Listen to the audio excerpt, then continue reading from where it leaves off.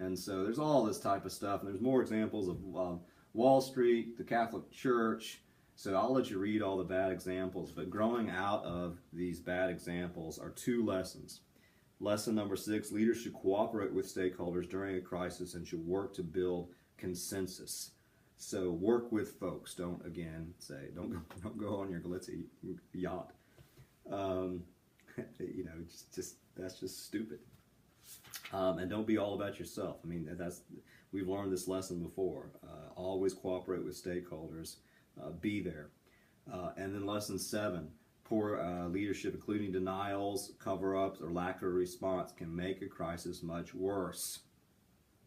Don't deny. That's going to make it worse. Don't cover up. It's going to make it worse. Don't lack in your response. It's going to make it worse. So, some really good lucky. Excellent lessons there. 6 and lucky 7. Right, fam?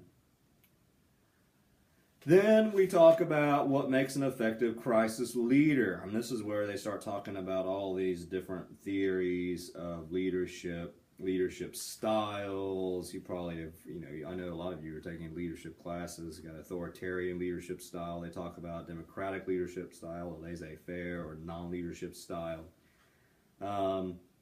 And basically they say that it's important, and the contingency approach to leadership is next. And that's really the thing that they are, in part, that and transformational leadership hanging their hat on. This idea that contingency leadership suggests that different leadership situations require different kinds of leadership. So it depends on the situation. And then they move to transformational leadership, and folks love this whole idea of transformational leadership. They have this definition from Burns. Transformational leadership is both leaders and followers come to agree on a shared vision and goals. By creating agreement on core values, priorities, and what should be done, leaders can motivate their followers to achieve extraordinary outcomes. The success of transformational leadership is associated with the communication skills. Would you transform things? They give the idea of, or the example of Ford, about all what happened in Detroit in 1999. I'll let you to read more about that. I do think that last paragraph under transformational leadership is really, really good. It says, we believe most crises create opportunities for transformational leadership. Sometimes this is due to a silver lining that is created by a crisis. In other cases, the entire organization can be recreated and renewed by a crisis.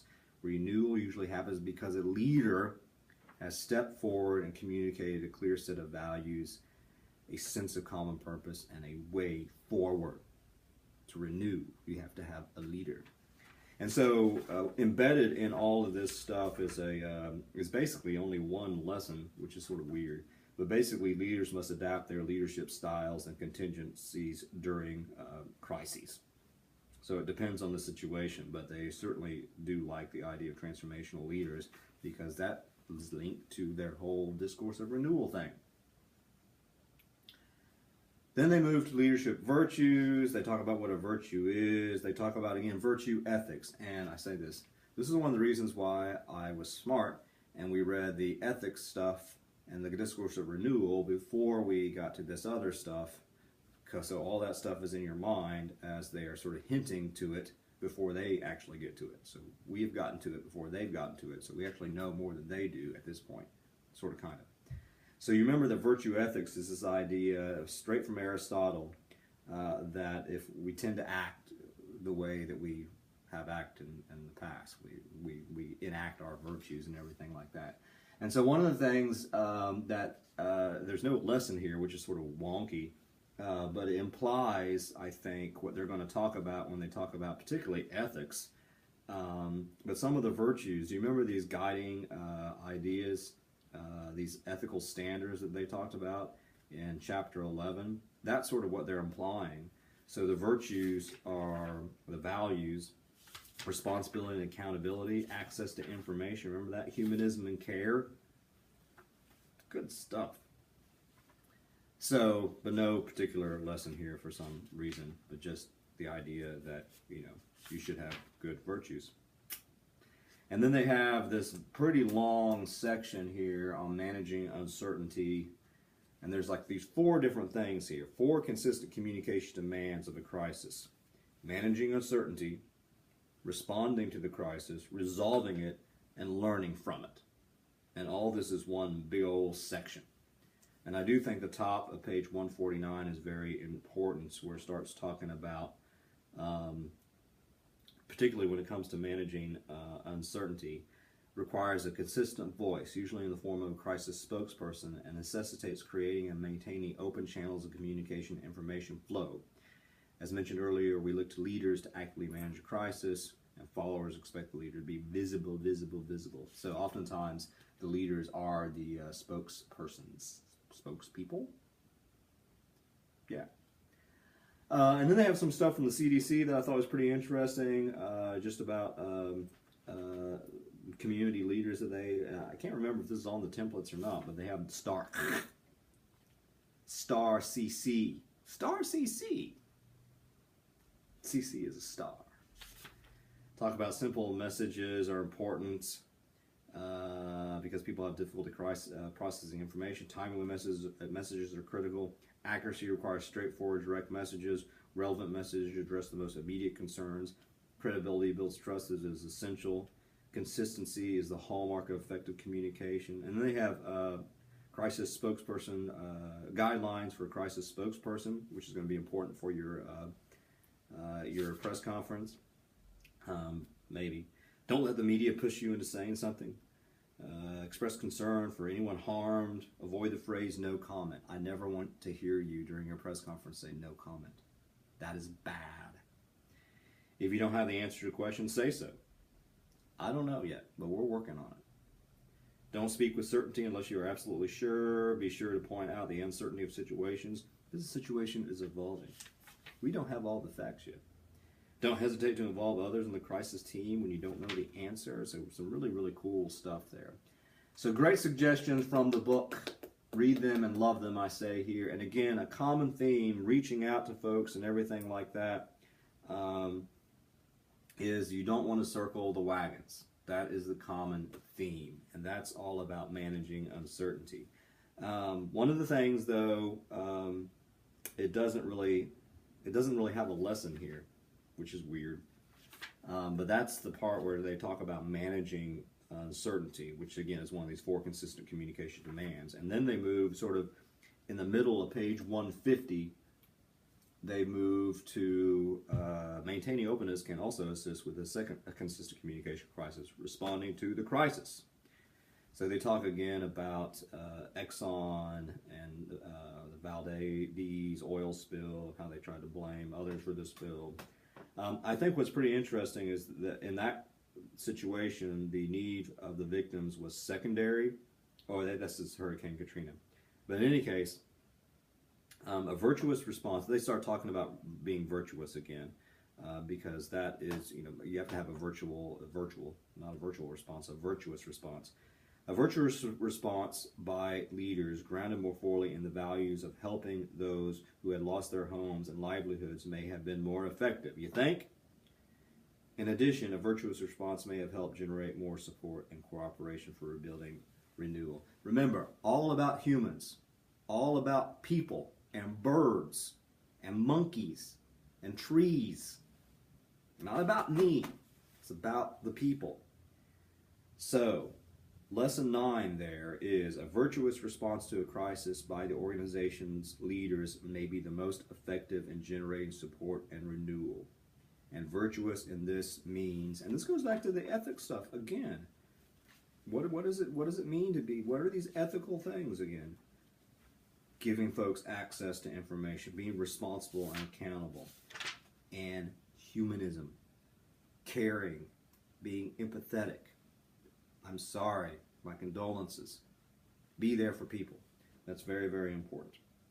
And then they move to this 3rd consistent communication demand, which I have here in the next little thing.